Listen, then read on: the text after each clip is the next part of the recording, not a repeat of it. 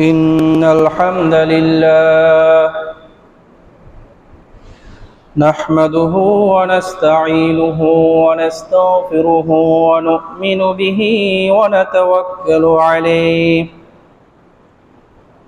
ونعوذ بالله من شرور أنفسنا من يهده الله فلا مضل له ومن يضلل فلا هادي له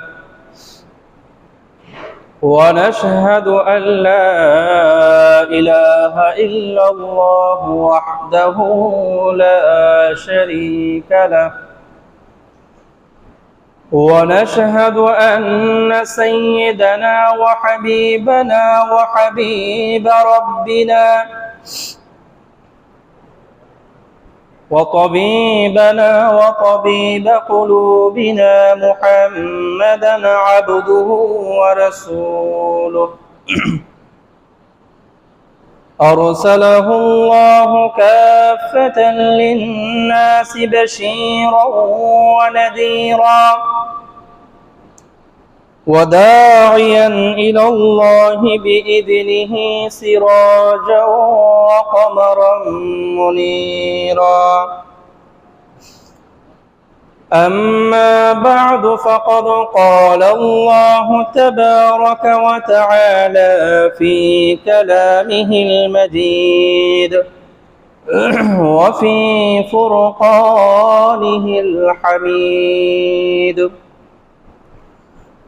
بسم الله الرحمن الرحيم إلا تنصروه فقد نصره الله إذ أخرجه الذين كفروا ثاني اثنين إذ هما في الغار إذ يقول لصاحبه لا تحزن إن الله معنا فأنزل الله سكينته عليه وأيده بجنود لم تروها وجعل كلمة الذين كفروا السفلى وكلمة الله هي العليا والله عزيز حكيم صدق الله المولانا العظيم وعن أنس رضي الله تعالى عنه عن أبي بكر رضي الله تعالى عنه قال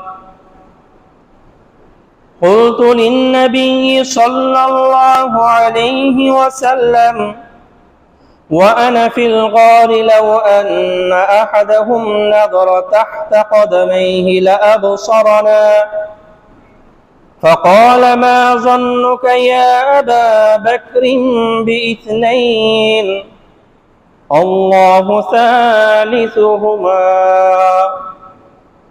صدق الله المولانا العظيم وصدق رسوله النبي الأمي الكريم ونحن على ذلك لمن الشاهدين والشاكرين والحمد لله رب العالمين الحمد لله মহান আল্লাহ সুবহানাহু ওয়া তাআলা এর পবিত্র দরবারে লাখো কোটি শুকরিয়া যে মহান আল্লাহ সুবহানাহু ওয়া তাআলা আমাদের সকলকে দীর্ঘ এক সপ্তাহ পর পবিত্র জুমার দিনে জুমার নামাজ আদায়ের উদ্দেশ্যে পৃথিবীর সর্বোৎকৃষ্ট স্থান এবং মহান আল্লাহ সুবহানাহু ওয়া তাআলা এর মনোনীত ঘর মসজিদে আসা বসা এবং জুমার নামাজ আদায়ের পূর্বে কোরআন ও হাদিস থেকে কিছু আলোচনা করা এবং শ্রবণ করার তৌফিক দিয়েছেন। এজন্য আমরা সকলেই হৃদয়ের অন্তঃস্থল থেকে একবার কালিমাতুশ শুকর পাঠ করে নেই, বলি আলহামদুলিল্লাহ। আমরা সকলেই অবগত আছি, ধারাবাহিকভাবে রাসূল আরবি সাল্লাল্লাহু আলাইহি ওয়াসাল্লামের মাদানী জীবন, সংগ্রামী জীবন নিয়ে আলোচনা করছি। সেই ধারাবাহিকতায় গত জুমআতে মক্কা থেকে মদিনার দিকে সাহাবীদের হিজরত সংক্রান্ত প্রাথমিক আলোচনা হয়েছে। হযরত আবু সালামা রাদিয়াল্লাহু তাআলা আনহু মক্কা থেকে মদিনায় হিজরত করলেন, কিভাবে করলেন তার বিস্তারিত বিবরণ গত জুমআতে গিয়েছে।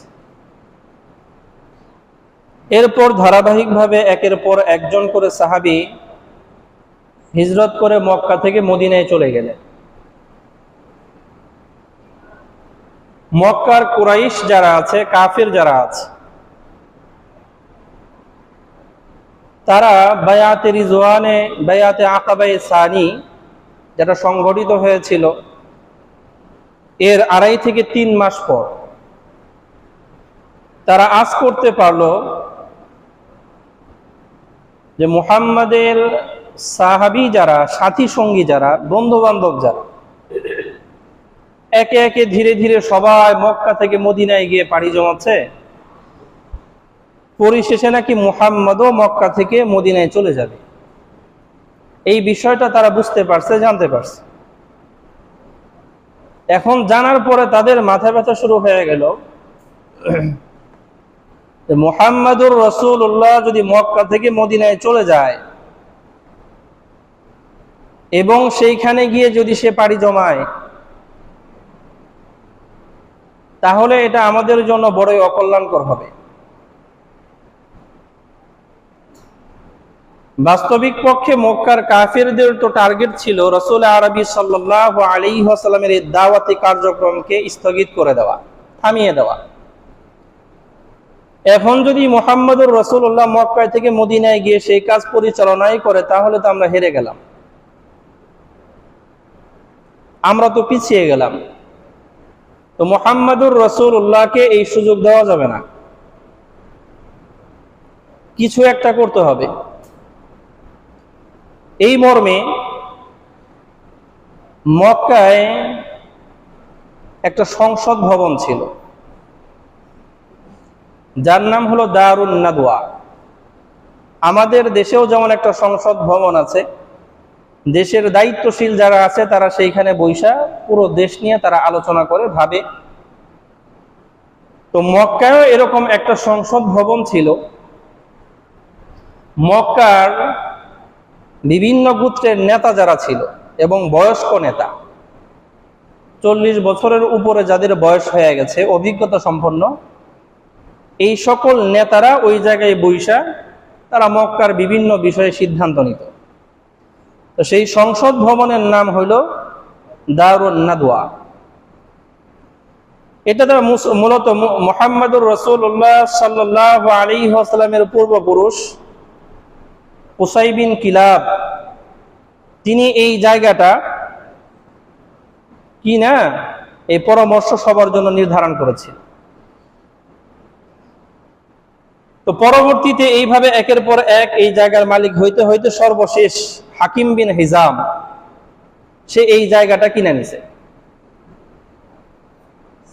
সে পরবর্তীতে মুসলমান হয়েছে এবং মুসলমান হওয়ার পরে হযরত মুআবিয়া রাদিয়াল্লাহু আনহুর শাসনামলে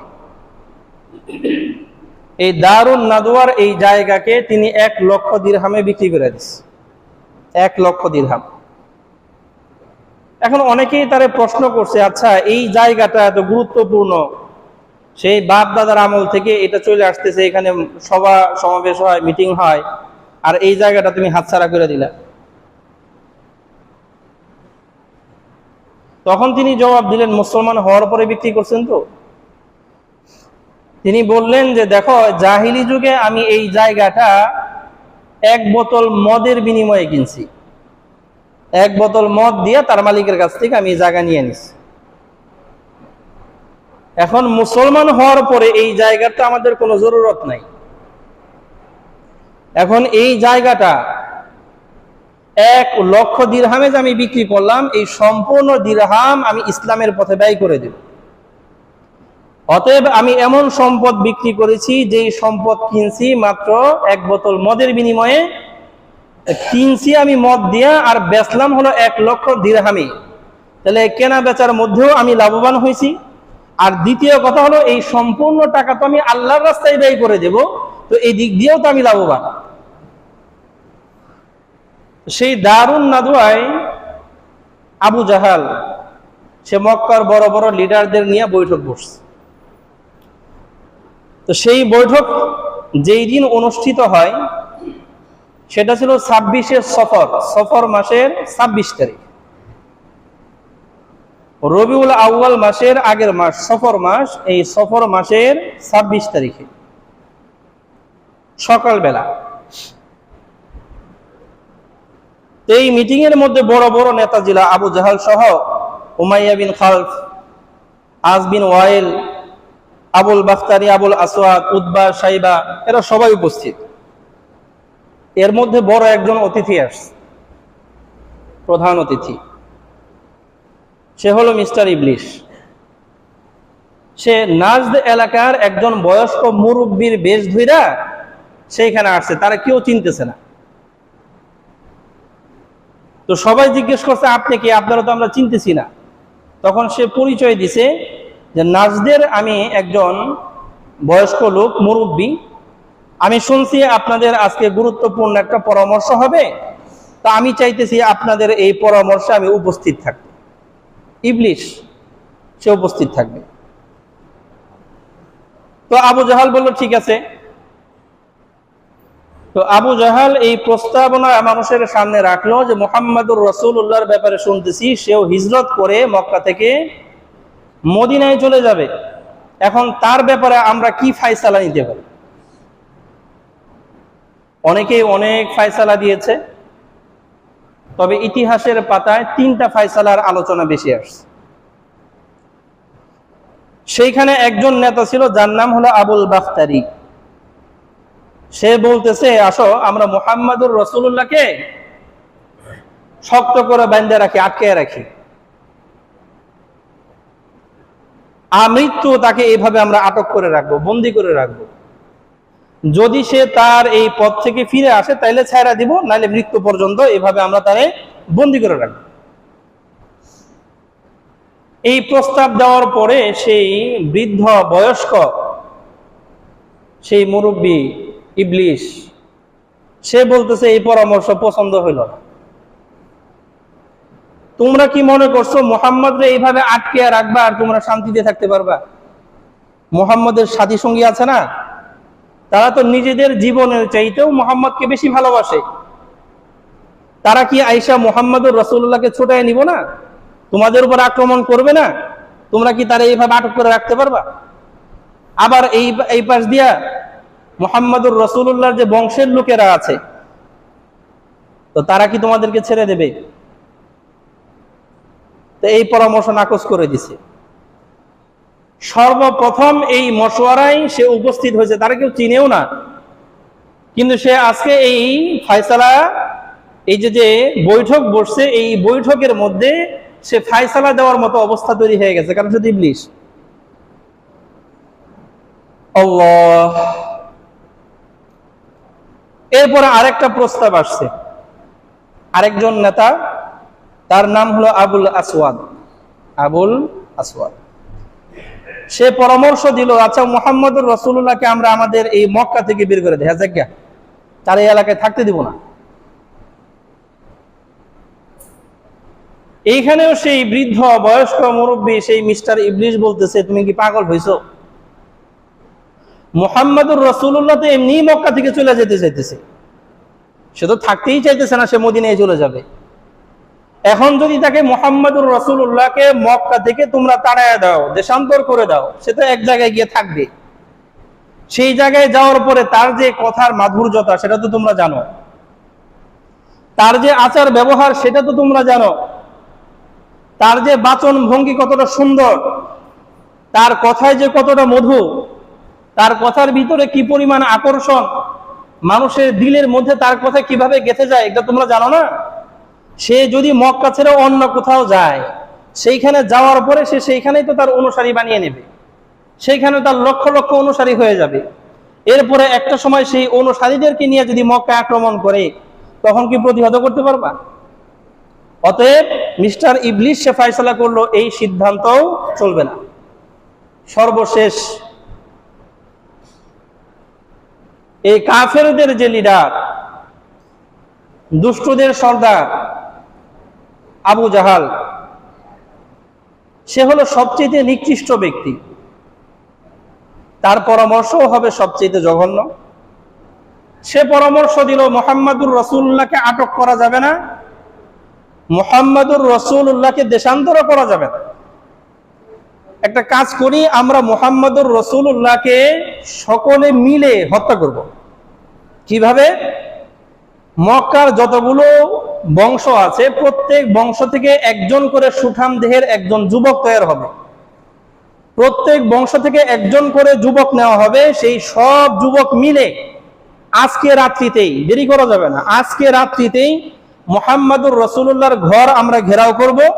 সকালবেলায় যখন সে ঘর থেকে বের হওয়ার চেষ্টা করবে, সব বংশের সব যুবক একসাথ হইয়া মুহাম্মাদুর রাসূলুল্লাহকে একদম হত্যা করে দেবে। একজন যদি হত্যা করে, তাহলে তো মুহাম্মাদুর রাসূলুল্লাহর বংশের লোক যারা আছে তারা বিনিময়ে তারে হত্যা করবে, অথবা বড় ধরনের আরো ঝামেলা হবে। কিন্তু যখন সব বংশের লোকেরা মিলে মুহাম্মাদুর রাসূলুল্লাহকে হত্যা করবে, তখন তো আর সব বংশের বিরুদ্ধে তার বংশ যুদ্ধ করতে পারবে না। তখন একটাই মাত্র পথ থাকবে, তারা বলবে আমাদের একজনকে হত্যা করছো, তোমরা এর কিসাস দাও, ক্ষতিপূরণ দাও। ক্ষতিপূরণ কি? কেউ যদি কোনো একজন মানুষকে হত্যা করে এবং হত্যার পরিবর্তে হত্যা করা সম্ভব না হয়, তাহলে তারা 100টা উট জরিমানা দেবে। কয়শো উট? তা আমরা সবাই মিলে 100 উট জরিমানা দিব, এটা তো ব্যাপার না। এখন এই পরামর্শ সভায় যেহেতু মুরব্বী নির্ধারিত হয়ে গেছে মিস্টার ইবলিস, সে বলতেছে হ্যাঁ, এটা একটা সুন্দর ফয়সালা। তো সেই মোতাবেক তারা এই চূড়ান্ত সিদ্ধান্ত নিল যে আজকের এই রাত্রিতেই মক্কার প্রত্যেক বংশের একজন করে যুবক তারা প্রস্তুত হবে, মুহাম্মাদুর রাসূলুল্লাহর ঘর এটা চারিদিক দিয়ে ঘেরাও নিয়ে দিবে, এবং যখন সকালবেলায় সে উঠে বের হওয়ার চেষ্টা করবে, সবাই মিলে একযোগে হামলা করে তাকে হত্যা করে দেবে। এটাই ফয়সালা।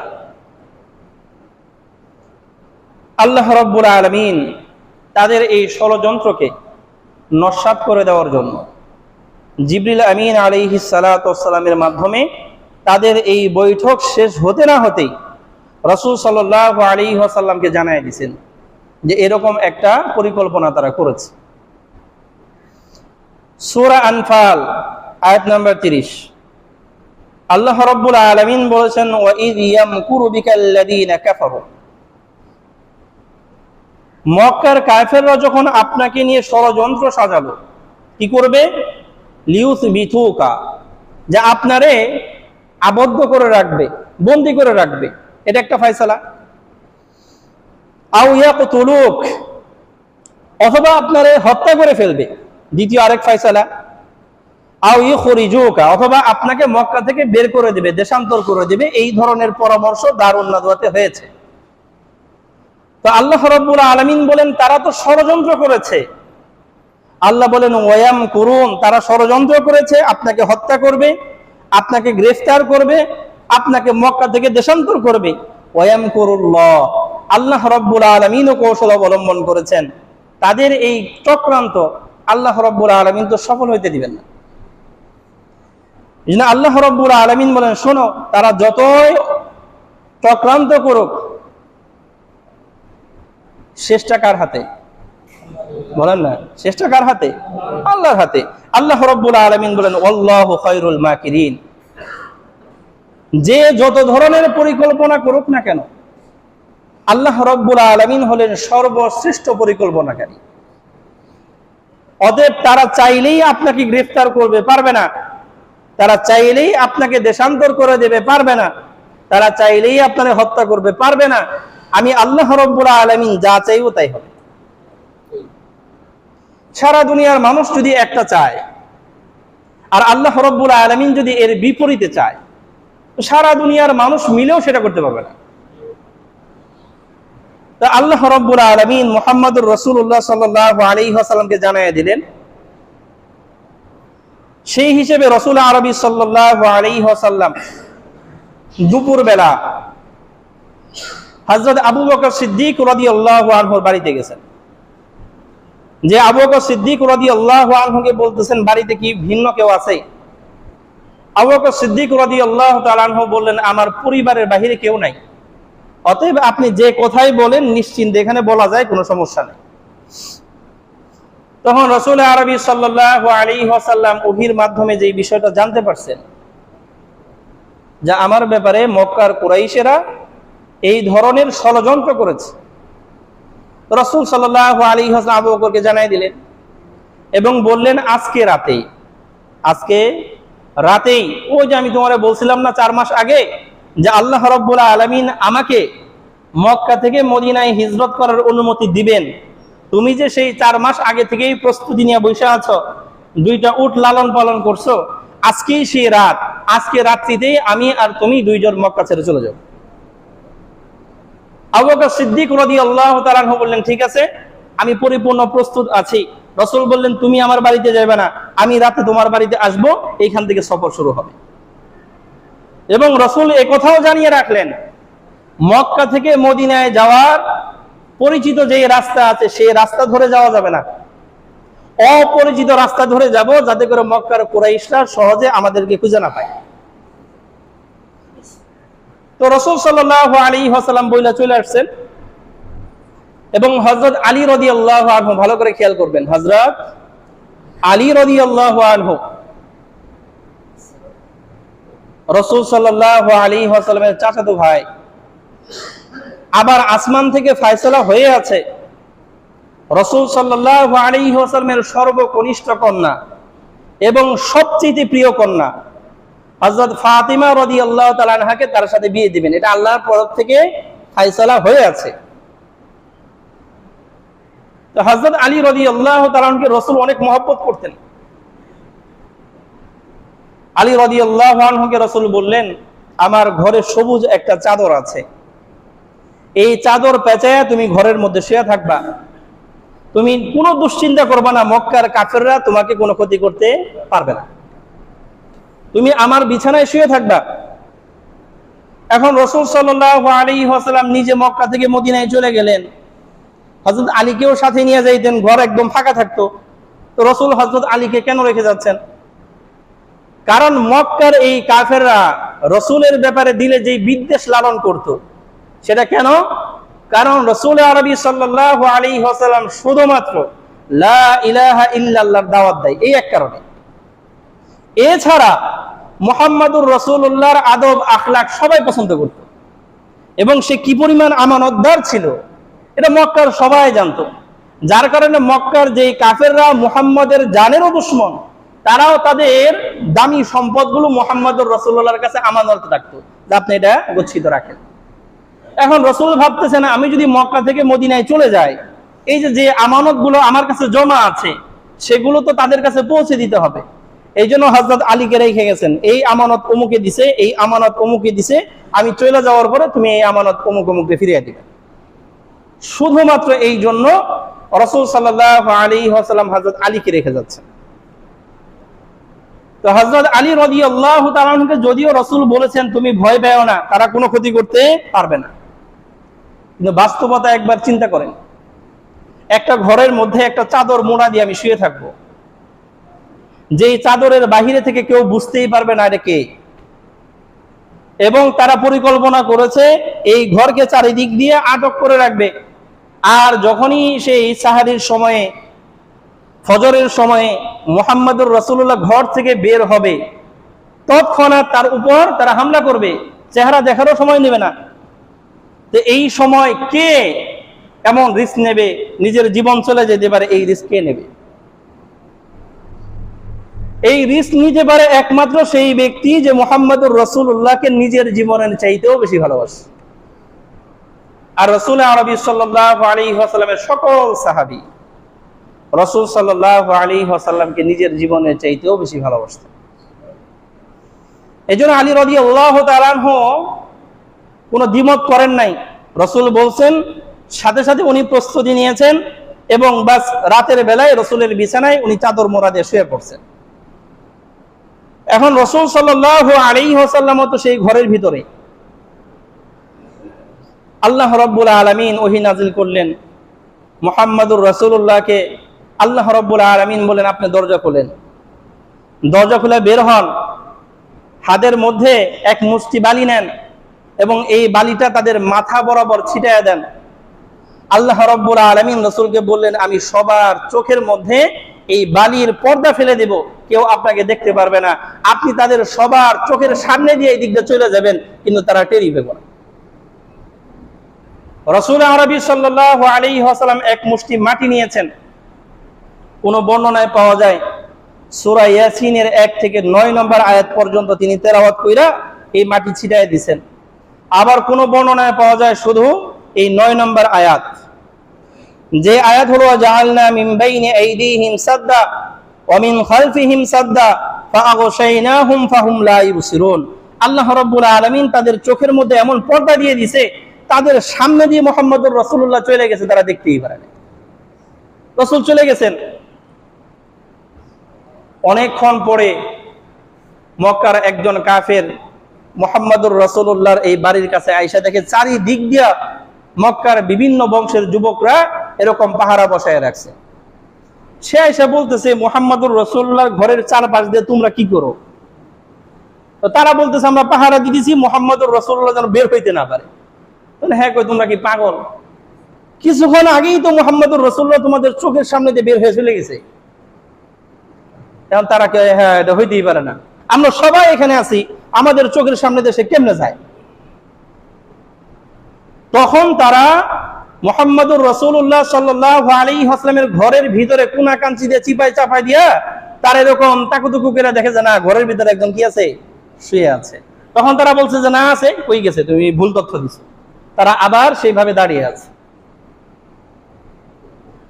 তো রাসূল আরবি সাল্লাল্লাহু আলাইহি ওয়াসাল্লাম মাঝরাতে হযরত আবু বকর সিদ্দিক রাদিয়াল্লাহু তাআলা আনহুর বাড়িতে গেছেন।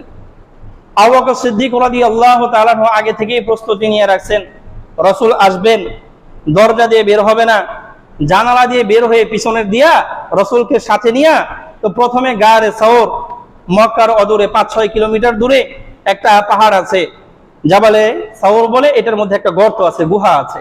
সেই গুহায় গিয়ে প্রথমে আশ্রয় নেবে। এরপরে 2-3 দিন সেখানে কাটানোর পরে মক্কার এই রমরমা গরম অবস্থা যখন শিথিল হবে, এরপরে মদিনার দিকে চলে যাবে। আবু বকর সিদ্দিক রাদিয়াল্লাহু আনহু সেই রাতের বেলায় বের হইয়া রাসূলকে নিয়ে এরকম ওই গাড়ে সাওরের দিকে যাচ্ছেন।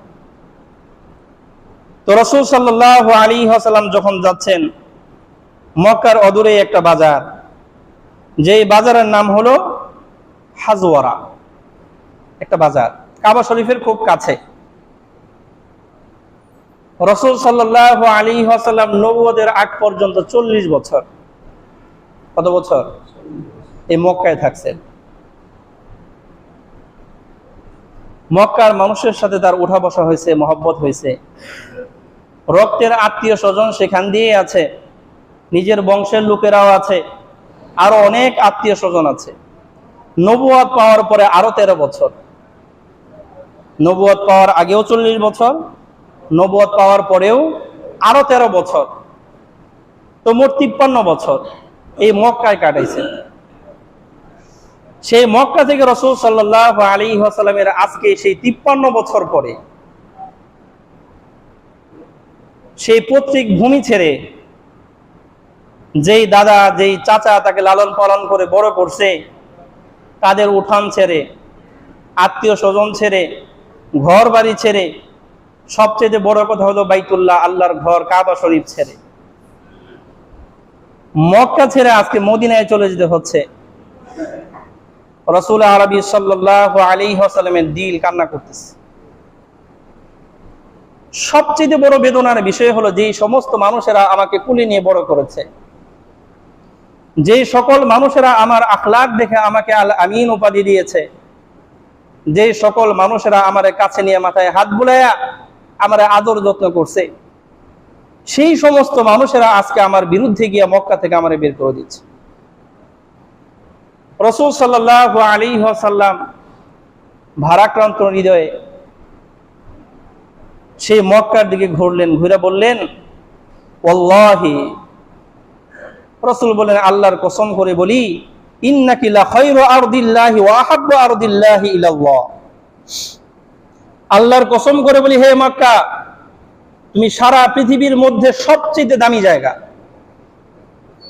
এবং আল্লাহ রাব্বুল আলামিনের কাছেও সবচেয়ে প্রিয় জায়গা। আলাউলা আন্নী উখরিজতু মিনকি, আল্লাহর কসম করে বলি, আজকে আমার এই আত্মীয় স্বজনেরা, আমার সেই নিকট আত্মীয়রা, আমার ঘরের মানুষেরা যদি আজকে আমাকে মক্কা থেকে বের হইতে বাধ্য না করত, মা খরাজতু, আমি জীবনেও এই মক্কা থেকে বের হইতাম না। একবার চিন্তা করেন, রাসূল আরবি সাল্লাল্লাহু আলাইহি ওয়াসাল্লামের শৈশব, কৈশোর আর যৌবন যেই জায়গায় কাটছে, সেই পরিচিত জায়গা ছাইরা চলে যাইতেছে, কেমন লাগবে? আল্লাহ। এরপরও রাসূল আরবি সাল্লাল্লাহু আলাইহি ওয়াসাল্লাম রওনা দিয়েছেন,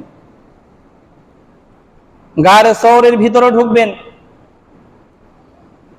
এই পথ পাড়ি দিতে গিয়ে হযরত আবু বকর সিদ্দিক রাদিয়াল্লাহু আনহু একবার রাসূলের সামনে যায়, একবার ডানে যায়, একবার পিছনে যায়, একবার দৌড়িয়ে বাম পাশে যায়। তো রাসূল সাল্লাল্লাহু আলাইহি ওয়াসাল্লাম বলে, আবু বকর, তোমারে তো এত উৎকণ্ঠা আমি কখনোই দেখি নাই, তুমি এত দূর ঝাঁপ পারতেছো কেন? একবার দেখি আমার সামনে, একবার দেখি পিছনে, একবার দেখি ডান পাশে, একবার বাম পাশে, স্থির হয়ে হাঁটতে পারো না? আবু বকর সিদ্দিক রাদিয়াল্লাহু আনহু জবাব দিলেন, রাসূল, আমি যখন আপনার সামনে দাঁড়াই, আমার ভিতরে এই আশঙ্কা হয়, পিছন থেকে যদি কেউ আপনার উপর আক্রমণ করে তাহলে কে প্রতিহত করবে? আমি তো একা, এই জন্য দৌড় দিয়ে আপনার পিছনে চলে যায়। আবার যখন পিছনে যায় তখন একবার মনে হয় ডান পাশ থেকে যদি কেউ আপনার উপর আক্রমণ করে বসে, এই জন্য আমি দৌড়ে আপনার ডান পাশে যাই। আবার ডান পাশে যাওয়ার পরে মনে হয় বাম পাশ থেকে যদি কেউ আক্রমণ করে, এই জন্য দৌড়ে আবার বাম পাশে যাই। রাসূল, আমি আবু বকর যদি মারা যায় তাহলে এই দুনিয়ার বুক থেকে একজন মানুষ শুধু মারা যাবে, আর আপনি মুহাম্মাদুর রাসূলুল্লাহ যদি কিছু হয় তাহলে কিয়ামত পর্যন্ত আগত সমস্ত উম্মত ধ্বংস হয়ে যাবে। এই জন্য আমি আবু বকর চলে যাই, আমার জীবন নস্বাত হয়ে যায়, আপনার গায়ে একটা কাঁটার আঘাত লাগবে, আমি আবু বকর এটা সহ্য করতে পারবো না। যার কারণে একবার আপনার সামনে, একবার আপনার পিছনে, একবার আপনার ডানে, একবার আপনার বায়ে, আমি আপনার জীবন বাঁচানোর জন্য এরকম করতেছি। রাসূল সাল্লাল্লাহু আলাইহি ওয়াসাল্লাম বলে, আবু বকর, তুমি তোমার জন্য ওয়াজিব করে নিয়েছো। এই যে তোমার দিলের যে ভালোবাসা, আবু বকর, আমি জানি তুমি আমাকে এতটা ভালোবাসো, তা আজকে তো তুমি বাস্তবে প্রমাণ করে দিলে। সেই গুহার সামনে যখন গেছে, রাসূল আরবি সাল্লাল্লাহু আলাইহি ওয়াসাল্লামকে আবু বকর বলতেছেন, রাসূল, আপনি বাহিরে দাঁড়ান, কারণ পাহাড়ের নিচে যে একটা গর্ত, সেই গর্তের ভিতরে বিভিন্ন ধরনের পোকামাকড় থাকতে পারে, বিষাক্ত প্রাণী থাকতে পারে, আমি আগে ভিতরে যাই, পরিষ্কার করি, এরপরে আপনি আসেন। আবু বকর সিদ্দিক রাদিয়াল্লাহু আনহু ভিতরে গেছেন, পরিষ্কার পরিচ্ছন্ন করছেন, চাদর বিছাইছেন, এরপরে দেখছেন কয়েকটা গর্ত দেখা যায়, যেই গর্তের ভিতরে সাপ থাকতে পারে। আবু বকর সিদ্দিক রাদিয়াল্লাহু তাআলা আনহু তিনার কাছে থাকা একটা চাদরকে ছিঁড়া বিভিন্ন গর্তের মুখের মধ্যে একটু একটু করে কাপড় দিছে, যাতে করে এই গর্ত থেকে কোনো প্রাণী বের হইতে না পারে। কিন্তু দুইটা গর্ত রয়ে গেছে, কাপড় শেষ, দুইটা গর্ত রয়ে গেছে, যেই দুইটা গর্তের ছিদ্র আটকাইতে পারেন না, কাপড় নাই আর। তো আবু বকর সিদ্দিক রাদিয়াল্লাহু আনহু রাসূলকে বললেন, রাসূল, আপনি আসেন। তো রাসূল সাল্লাল্লাহু আলাইহি ওয়াসাল্লাম আসছেন। আসার পর আবু বকর সিদ্দিক রাদিয়াল্লাহু আনহু রাসূলকে বলছেন, রাসূল, আপনি তো ক্লান্ত, অনেক দূরে সফরে যাওয়া লাগবে। আবু বকর সিদ্দিক রাদিয়াল্লাহু আনহু তিনি বসে পড়ছেন, নিজের রানের উপরে রাসূলের মাথা রেখে শোয়ার ব্যবস্থা করেছেন, রাসূল শুয়ে পড়েন। রাসূল সাল্লাল্লাহু আলাইহি ওয়াসাল্লাম আবু বকরের রানের মধ্যে মাথা রেখে ঘুমায় গেছেন। ওই পার দিয়ে যেই দুইটা গর্তের ছিদ্র তিনি আটকাইতে পারেন নাই, ওই দুইটা গর্তের মুখে তিনি দুইটা পাও দিয়া গর্তের মুখ আটকে রাখছেন।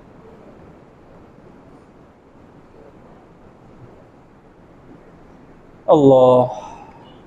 আবু বকর সিদ্দিক রাদিয়াল্লাহু আনহু নিজে বর্ণনা করেন, ওই দুই গর্তের যে কোনো এক গর্তে থেকে একটা বিষাক্ত সাপ বের হওয়ার চেষ্টা করছে, বের হইতে পারে নাই, আমি তো পায়ে চিপে দিয়ে রাখছি, যার কারণে সেই সাপ আমার সেই পায়ের মধ্যে দংশন করছে। বিষাক্ত সাপ আমার পায়ে দংশন করছে। একটা বিষাক্ত সাপ যদি কাউরে দংশন করে, সে কি স্বাভাবিক থাকতে পারবে? আবু বকর সিদ্দিক রাদিয়াল্লাহু আনহু বলেন, আমার রানের উপর মাথা দিয়ে কে শুয়ে আছে? আল্লাহর রাসূল শুয়ে আছে। আমি যদি একটু লাড়াচাড়া করি, রাসূলের যদি ঘুম নষ্ট হয়। এই জন্য আমি খুব কষ্ট করে হলেও স্থির হয়ে থাকছি, যাতে করে আমার পায়ে কোনো লাড়াচাড়া না হয়। যদি রাসূলের ঘুম ভেঙে যায়, আমি স্থির হয়ে আছি। কিন্তু এই বিষের যন্ত্রণায় আমার চোখ দিয়ে পানি পড়ে গেছে। সে আমার চোখের পানির একটা ফোঁটা রাসূলের চেহারার মধ্যে গিয়ে পড়ছে। সেই পানির ফোঁটার কারণে রাসূলের ঘুম ভেঙে গেছে। রাসূল দেখতেছেন যে আমার চোখ দিয়ে পানি ঝরতেছে। রাসূল সাল্লাল্লাহু আলাইহি ওয়াসাল্লাম জিজ্ঞেস করছেন, আবু বকর কি হয়েছে, কাঁদো কেন? আবু বকর সিদ্দিক রাদিয়াল্লাহু আনহু বললেন, রাসূল, বিষাক্ত একটা সাপ আমার পায়ে দংশন করছে। রাসূল সাল্লাল্লাহু আলাইহি ওয়াসাল্লাম বলেন, তাহলে আমার জায়গাও নাই কেন? রাসূল সাল্লাল্লাহু আলাইহি ওয়াসাল্লামকে আবু বকর সিদ্দিক বলেন, রাসূল, আমার মনে হয়েছে আমার জীবনের চাইতে আপনার এই বিশ্রাম নেওয়া, আপনার এই আরাম করাটা আরো বেশি দামি, যার কারণে আপনার এই আরামে ব্যাঘাত ঘটবে, আমি আপনার ডাকি নাই। রাসূল সাল্লাল্লাহু আলাইহি ওয়াসাল্লাম বলছেন, কোথায় সাপে কাটছে সেটা দেখাও। আবু বকর সিদ্দিক দেখাইছেন, রাসূল সাল্লাল্লাহু আলাইহি ওয়াসাল্লাম তার মুখের লালা নিয়ে সেখানে লাগাই দিয়েছে। আবু বকর সিদ্দিক রাদিয়াল্লাহু তাআলা আনহু বলেন, মুখের লালা যখন রাসূল সেখানে লাগাই দিয়েছেন, আমার মনে হইল যে আমার পায়ে কিছুই হয় না। এই বিষাক্ত সাপে যে আমারে কাটছে, এই রাসূলের মুখের লালার কারণে সেই বিষাক্ত সাপের বিষক্রিয়া এমন ভাবে দূর হয়ে গেছে, আমার মনে হইল আমার কিছুই হয় না, আমি স্বাভাবিক হয়ে গেছি। আল্লাহ! আবু বকর সিদ্দিক রাদিয়াল্লাহু আনহু ব্যবস্থা এমন করে রাখছেন, ওনার একজন গোলাম, যার নাম হলো আমির ফুহাইরা, আজাদকৃত গোলাম, সে আবু বকর সিদ্দিক রাদিয়াল্লাহু তাআলা আনহুর উট চড়াইতো এবং সন্ধ্যাবেলায় সেই উটগুলো নিয়ে এই পাহাড়ের কাছে আসতো, দুধ দহন করে আবু বকর সিদ্দিক আর রাসূলের জন্য দুধ দিয়ে যেত, তারা এই দুধ পান করতেন। আল্লাহ রাব্বুল আলামিন এই দুধের মধ্যে খাবার এবং পানি দুইটাই রাখছেন। দুধের মধ্যে খাবারও আছে, পানিও আছে, যার কারণে ছোট বাচ্চা কোনো খাবার খাইতে পারে না, শুধু দুধ খায়, তার পেশাবও হয়, বলেন না, পায়খানাও হয়। আল্লাহ রাব্বুল আলামিন এই দুধের মধ্যে খাবার এবং পানীয় দুইটা একসাথে রাখছেন। তো সে এরকম রাসূল সাল্লাল্লাহু আলাইহি ওয়াসাল্লামকে এরকম দুধ পান করে আবার চলে যেত, সারাদিন পাহাড়ে এরকম উট চড়াইতো। আর আবু বকর সিদ্দিক রাদিয়াল্লাহু তাআলা আনহুর বড় ছেলে আব্দুল্লাহ বিন আবি বকর, সে সারাদিন মক্কায় ঘুরঘুর করত, মক্কার মুশরিকরা কি পরিকল্পনা করতো সেটা ভালো করে জানতো, আর রাতের আধারে এসে রাসূল সাল্লাল্লাহু আলাইহি ওয়াসাল্লামকে এসে জানায়া যেত যে মক্কার কাফেররা এরকম এরকম পরিকল্পনা করতেছে। এখন এই যে আবু বকর সিদ্দিক রাদিয়াল্লাহু আনহুর ছেলে যে প্রতি রাতে আসতেছে, আবার সাহরির সময় চলে যাইতেছে, তা আসতে যাইতে এই মরুভূমির মধ্যে তো পায়ের ছাপ পড়ে। তো আবু বকর সিদ্দিক রাদিয়াল্লাহু আনহু যে গোলাম উট চড়াইতো, সে এই যে আব্দুল্লাহ বিন আবি বকর যেই দিক দিয়ে আসা যাওয়া করতো, উটগুলোরে সেই দিক দিয়ে নিয়ে যাইতো, যাতে করে আবু বকরের ছেলে আব্দুল্লাহর এই পায়ের ছাপ না থাকে। সে এইভাবে মেনটেন করতো। 3 দিন পার হয়েছে এইভাবে। এই পাশ দিয়ে মক্কার কাফেররা পুরস্কার ঘোষণা করেছে, মুহাম্মাদুর রাসূলুল্লাহ এবং আবু বকর সিদ্দিক, এই দুইজনের যে কোনো একজনকেও কেউ যদি ধরে আনতে পারে, জীবিত অথবা মৃত, তার জন্য পুরস্কার হলো 100টা উট। কতগুলো উট? মুহাম্মাদুর রাসূলুল্লাহকে ধরে আনলে 100, আবু বকরকে ধরে নিয়ে আসলে আরো 100, 200 উট। এখন মক্কার সবার দিলের মধ্যে লোভ জাগছে, কার আগে কে কারে ধরতে পারে। তো দলবদ্ধ হয়ে অনেকেই এরকম পায়ের ছাপ দেখতে দেখতে মুহাম্মাদুর রাসূলুল্লাহ আর আবু বকর কই গেছে, যাইতে যাইতে যাইতে যাইতে ওই গারে সওরের একদম কাছে গেছে, ওইখানে গিয়ে আর পায়ের ছাপ খুঁজে পায় না। এপাশ দিয়ে আল্লাহ রাব্বুল আলামিন এই গর্তের মুখে অল্প সময়ের ব্যবধানে আল্লাহ রাব্বুল আলামিন মাকড়সাকে অর্ডার দিয়েছেন যে এইখানে গিয়ে একটা জাল বানাও আর এইখানে গিয়ে আশ্রয় নাও। তো গর্তের মুখে মাকড়সা জাল, অনেকগুলো জাল হয়ে আছে, সেখানে মাকড়সা আছে। কোনো বর্ণনায় পাওয়া যায় একটা কবুতর এসে বাসা করছে, সেখানে ডিম পারছে। আবার কোনো বর্ণনায় পাওয়া যায় গর্তের মুখে অটোমেটিক অল্প সময়ে আল্লাহ রাব্বুল আলামিন ছোট্ট একটা গাছ বড় বানিয়ে দিছে। গর্তের মুখ কেমন যেন বন্ধ, মনে হয় না এই দিক দিয়া আজকে কেউ ঢুকছে, এমন একটা অবস্থা। তো আবু বকর সিদ্দিক আর রাসূল আরবি গর্তের ভিতরে, গর্তের মুখের পাশ দিয়েই কুরাইশরা দৌড়াদৌড়ি করতেছে, দৌড়ঝাঁপ করতেছে। আবু বকর সিদ্দিক রাদিয়াল্লাহু আনহু দেখতেছে তাদের পা দেখা যায়। রাসূল সাল্লাল্লাহু আলাইহি ওয়াসাল্লামও দেখতেছেন পা দেখা যায়। রাসূল কোনো টেনশন নাই, নিশ্চিন্তে আছেন। কিন্তু আবু বকর সিদ্দিক রাদিয়াল্লাহু আনহু ছটফট করতেছে। আবু বকর সিদ্দিক রাদিয়াল্লাহু আনহু রাসূলকে বলতেছেন, রাসূল আমাকে নিয়ে কোনো চিন্তা নাই, আমার চিন্তা তো শুধু আপনারে নিয়ে। বুখারী শরীফের মধ্যে 3653তম হাদিস, হযরত আনাস বিন মালিক রাদিয়াল্লাহু আনহু আবু বকর সিদ্দিকের কথা নকল করেন।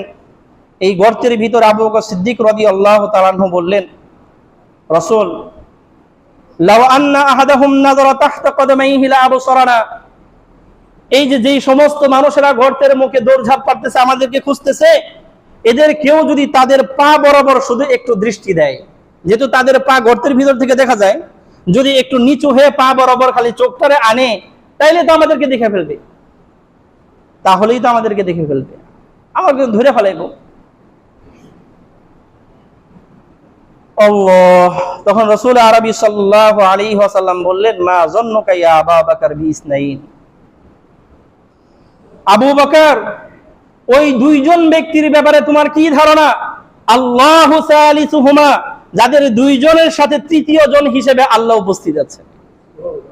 এই যে গর্তের ভিতরে তুমি ভাবতেছো তুমি আর আমি দুইজন, আমাদের সাথে স্বয়ং আল্লাহ রাব্বুল আলামিনের সাহায্য আছে।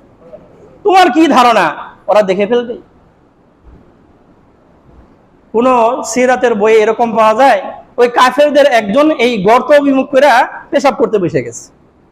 এখন রাসূল সাল্লাল্লাহু আলাইহি ওয়াসাল্লাম বলতেছেন, শোনো, এই কাফেররা যদি আমাদেরকে দেখতেই পাইতো, তাহলে যত নির্লজ্জই হোক অন্তত আমাদের দিকে মুখ করে পেশাব করতে আর বসতো না। আল্লাহ রাব্বুল আলামিন এই গর্তের মুখে অদৃশ্য প্রহরী দাঁড় করায় দিয়েছেন, ফেরেশতাদেরকে দাঁড় করায় দিয়েছেন, যার কারণে এই গর্তের যত কাছেই যে আসুক না কেন আমাদেরকে দেখতে পারবে না। এখন দেখেন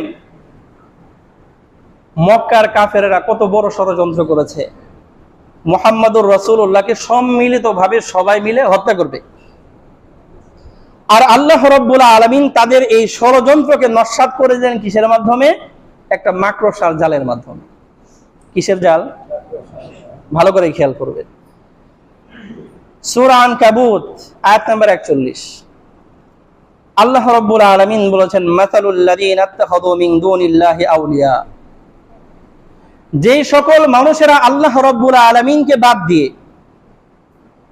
আল্লাহর কোন মাখলুককে বন্ধু হিসেবে গ্রহণ করে, অভিভাবক বানায়, মাতবর বানায়, তাদের উদাহরণ হলো কামাসালিল আনকাবুত।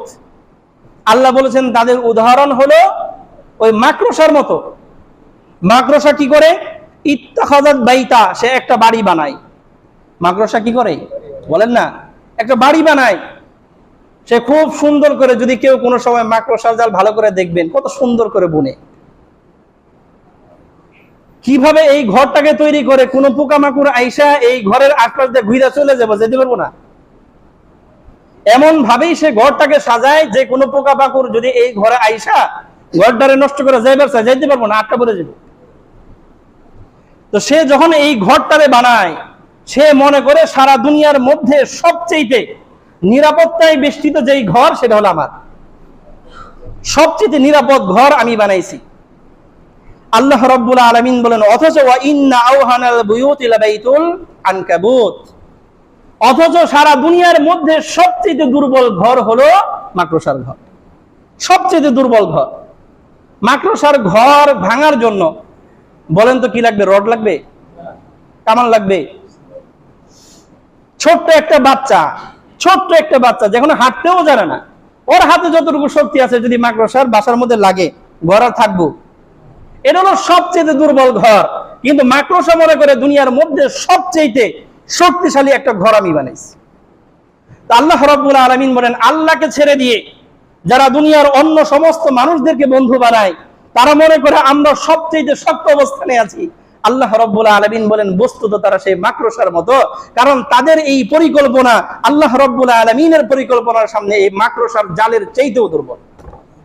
মাকড়সা, যার কারণে আল্লাহ রাব্বুল আলামিন মক্কার সবচেয়ে বড় বড় কাফেরদের যেই পরিকল্পনা, ষড়যন্ত্র, সেই ষড়যন্ত্রকে আল্লাহ রাব্বুল আলামিন নস্বাত করে দিয়েছেন এই দুর্বল মাকড়সার ঘর দিয়ে। কথা বুঝেন নাই? তো আল্লাহ রাব্বুল আলামিন, আল্লাহর নিজাম এটা।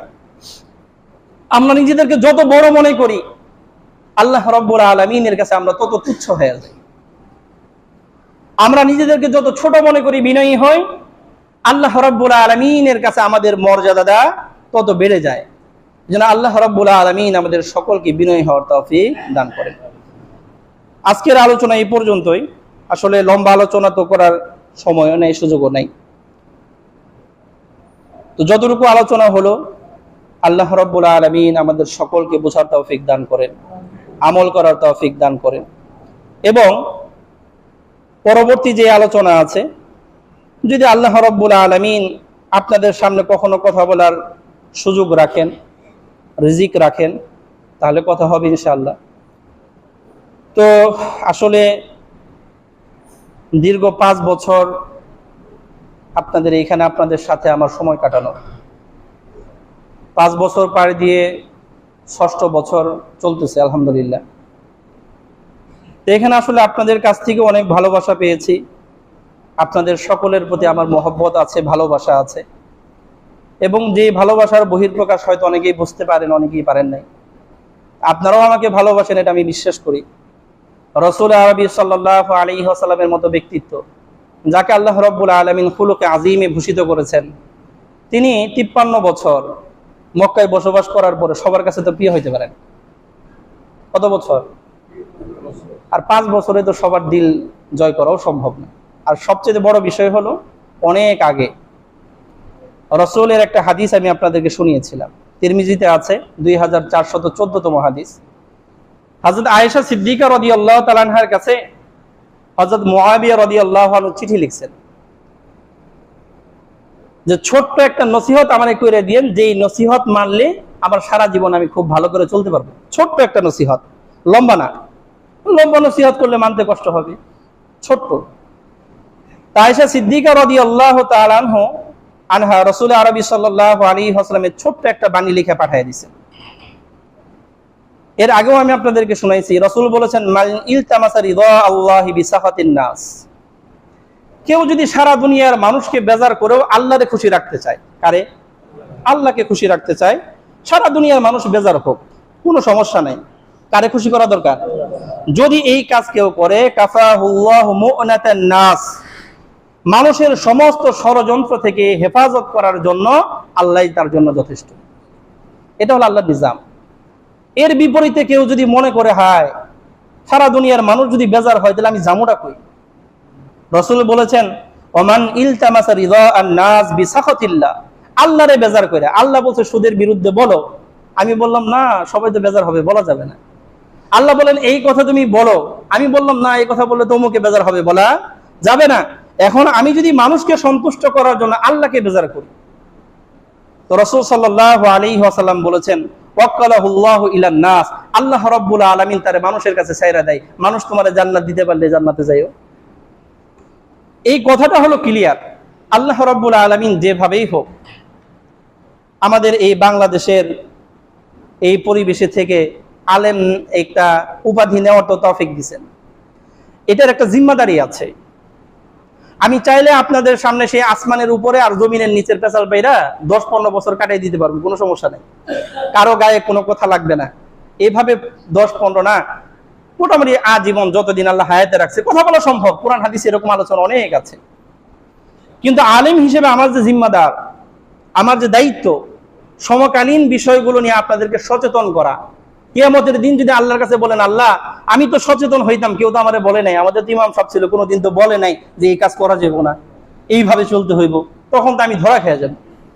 তো এই জন্য এই জিম্মাদারি পালন করার জন্য এই 5 বছরে আপনাদের এই মিম্বারে বসে অনেক আলোচনা আপনাদের সামনে করেছি।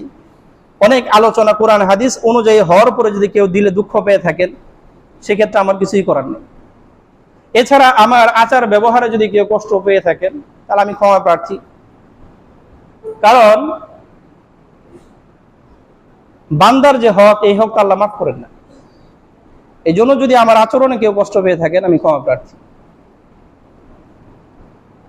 তো হয়তো অনেকে ভাবতেছেন এই কথাগুলো কেন বলতেছি। এই কথাগুলো এই জন্যই বলতেছি, আজকে হঠাৎ করে কমিটির লোক ডেকে আমাকে এই কথা বলছেন যে 5 বছর হয়ে গেছে, তা আলহামদুলিল্লাহ লম্বা সময় পার হয়েছে। যিনি বলছেন এই কথাও বলছেন মানুষের কাছ থেকে আপনার ভালোই শুনছি, খারাপ না,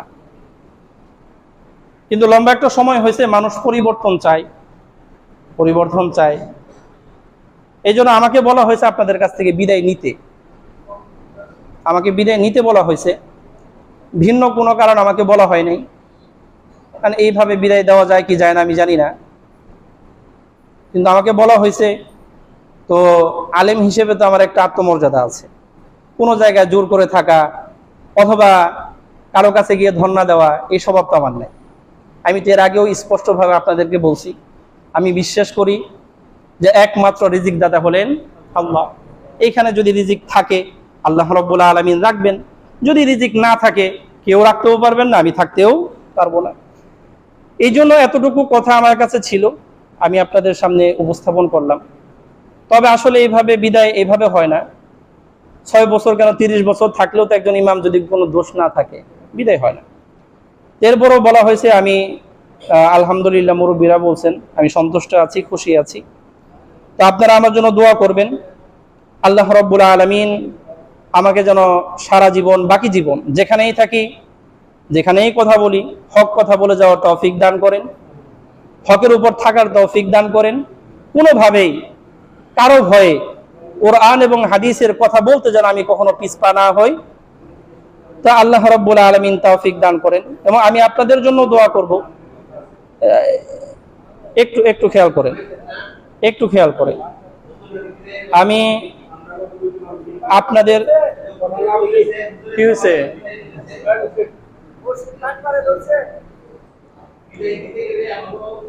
এখন আসলে আমি বলি,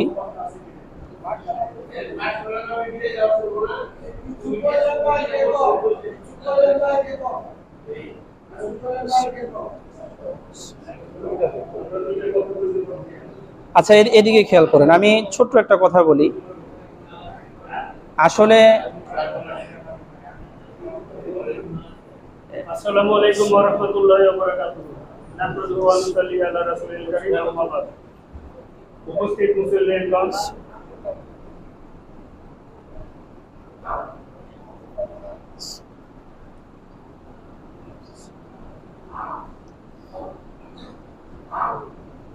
সভাপতির অনুমতিক্রমে আমি আপনাদের সামনে 2-4টি কথা বলবো। একটা লোক যখন একটা মসজিদ হোক, একটা প্রতিষ্ঠানে হোক, যখন নিয়োগপ্রাপ্ত হয়, তার একটা লেভেল থাকে বা নিয়োগ দেয় একটা কমিটি, তারপর থাকে। এখন তাকে যখন এটা করা হবে, মানে বাতিল করা হবে, তাকে যখন রাখা যাবে না, এটাও একটা যদি করে কমিটি করে, কিন্তু সেটাও একটা, এই যে আমরা মুসল্লি আছি, আমাদের কিন্তু একটা অভিমত আছে, তার কি দোষের কারণে তাকে রাখা হবে না, এটা আমরা জানতে চাই। একজন লোককে আমরা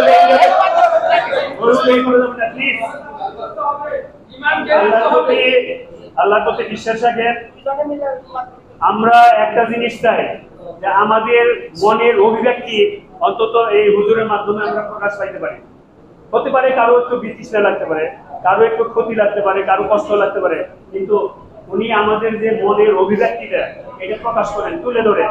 উনি স্টাডি করেন, বিভিন্ন ধরনের বই ঘাটেন, বিভিন্ন কিছুই করে আমাদেরকে তথ্য দেন, যেটা আমরা করতে পারি না।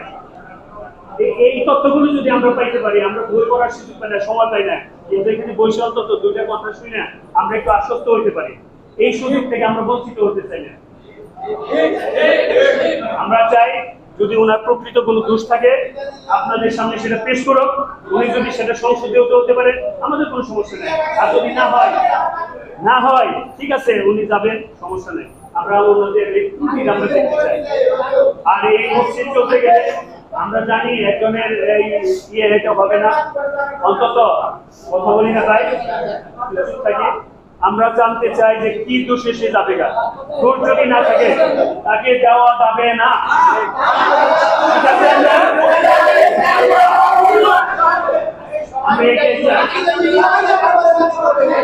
আমরা চাই না এই মসজিদে একজন করে এইভাবে বিদায় হবে, একজন চলে যাবে, একজন আসবে, একজন যাবে, এটা আমরা চাই না। এটাই ইনশাআল্লাহ আমরা সবাই একমত থাকবো যে ইনশাআল্লাহ। আর আমরা মসজিদ না করি, দয়া করে আমরা সুশৃঙ্খলভাবে শৃঙ্খলভাবে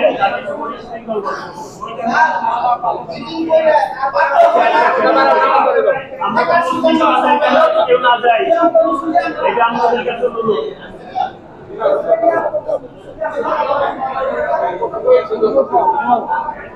যেহেতু এটা বাজারের একটা বিষয়, বাজারের অনেক ব্যবসায়ী ভাই আছেন, দোকানদার ভাই আছেন, এদেরও তো মতামতের প্রয়োজন আছে।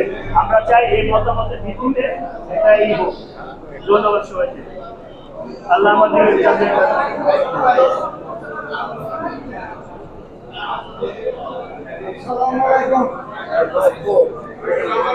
নামেন কাছে নিয়ে নেন, এটার ধরে নেন, এটা ধরে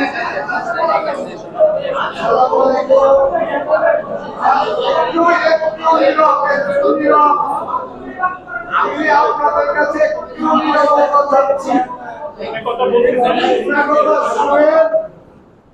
যাই হোক, কে বা কারা একটা ভালো কাজ করতে কঠিন, খারাপ কাজ টক করে করা যায়, তাই না?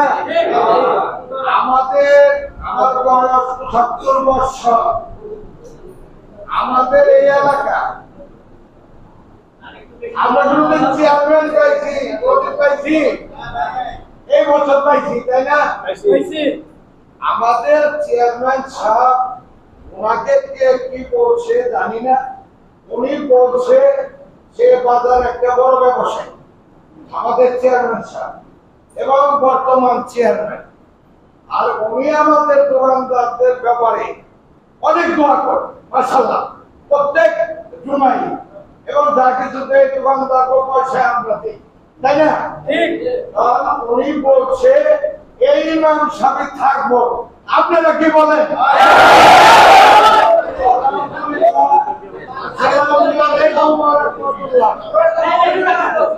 কথা বলবেন আর কথা বলবেন।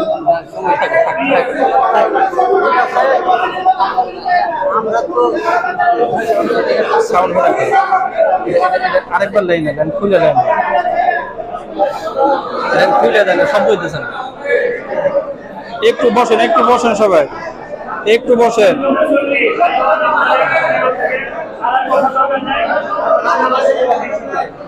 একটু বসেন সবাই, একটু বসেন, এক মিনিট বসেন ভাই, একটু বসি সবাই, একটু বসি ভাই, একটা মিনিট বসি, এক মিনিট বসি ভাই, একটু বসি ভাই, একটু বসি তো, একটু বসি, একটু কথা শুনি, একটু বসি না। মসজিদে হট্টগোল করা যাবে না ভাই, মসজিদে হট্টগোল না করি, সবাই বসি। ছোট্ট একটা কথা বলি তো, আলহামদুলিল্লাহ আপনারা যে ভালোবাসার বহিঃপ্রকাশ করেছেন, আমি পুলকিত, আনন্দিত। কিন্তু ছোট্ট একটা কথা, সেই কথা হলো আসলে আমরা ছোট বড় যারা আছি, যারা মুসলমান, আমাদের প্রত্যেকের একটা ইজ্জত আছে, সম্মান আছে। ইমাম হিসেবে আমারও একটা ইজ্জত আছে। যদি সেই ইজ্জতের সাথে কোথাও থাকা যায় আলহামদুলিল্লাহ, কোথাও যদি আলেম হিসেবে ইজ্জত না থাকে সেখানে আসলে থাকা চলে না। যদি আল্লাহ রাব্বুল আলামিন রিজিকে রাখেন, আপনাদের ভালোবাসায় থাকতে হয়, ছোট্ট একটা কথা বলে রাখবো, ভবিষ্যতেও যদি আল্লাহ রাখে আমি এখানে থাকতেই হবে এরকম আশাবাদী না। এবং সকালে এই কথা বলার পরে কারো কাছে গিয়ে বলিও না একটু চেষ্টা করে, আমি বলি নাই, আমার মুয়াজ্জিন উপস্থিত আছেন যারা, আপনারা জানেন আমি কারো কাছেই যে বলি নাই যে একটু তদবির করেন অথবা এই করেন, আমি বলি নাই। এটা সবার সামনে মিম্বরে বসে বললো, আমি কারো কাছে গিয়ে ধন্না দিই নাই। এটা আমার স্বভাবও না। আপনারা যেটা করলেন এটা আপনাদের মহব্বত। আমার ইচ্ছে ছিল আজকে আপনাদের কাছে আসবো, যেহেতু বিদায় নিতে বলছে, বিদায় নিয়ে আমি চলে যাব, এটা আমার ইচ্ছে ছিল। এখন ভবিষ্যতেও যদি থাকি তো কোরআন এবং হাদিস অনুযায়ী কথা বলার স্বাধীনতা যদি থাকে আমি থাকবো, এবং আমার ব্যক্তি স্বাধীনতায় যদি কেউ হস্তক্ষেপ করতে না পারে। একটা মানুষের ব্যক্তি স্বাধীনতা আছে, আমি কোথায় বসবো না, কি করব না করব, এটা জবাবদিহিতা তো আমি কারো কাছে করবো না। এটা আপনারটা, আমারটা আমার। তো এইভাবে সম্মানের সাথে যদি আল্লাহ রাব্বুল আলামিন রিজিকে রাখেন থাকবো, যদি না রাখেন থাকবো না। তো আসলে যেহেতু বিদায় নিতে বলছেন আমি বিদায় নিলাম। এখন বাকি যদি অন্য কোনো ফয়সালা হয় সেটা আপনারা আমাকে জানাবেন, আমি সেই অনুযায়ী পদক্ষেপ নেব ইনশাআল্লাহ। আল্লাহ রাব্বুল আলামিন আমাদের সকলকে জানা এবং মানার তৌফিক দান করেন। আসলে এই মসজিদ ছেড়ে দেওয়া, চাকরি চলে যাওয়া, এটা নিয়ে দিলে কোনো আফসোস নাই, কিন্তু এক জায়গায় থাকলে মানুষের সাথে একটু মহব্বত হয়। ওই মানুষের মহব্বত ছেড়ে যেতে একটু কষ্ট লাগে। চাকরির মহব্বত নাই, এই যে মিম্বারে বসে বলি আপনাদের প্রতি মহব্বত আছে। তা আল্লাহ রাব্বুল আলামিন আমাদের সকলকে মানার তৌফিক দান করেন, আমিন। ওয়া আখিরু দাওয়ানা আলহামদুলিল্লাহি রাব্বিল আলামিন। তো দেরি হয়ে গেল, দুঃখিত। যারা সুন্নত পড়ি না কবর জমা চাটা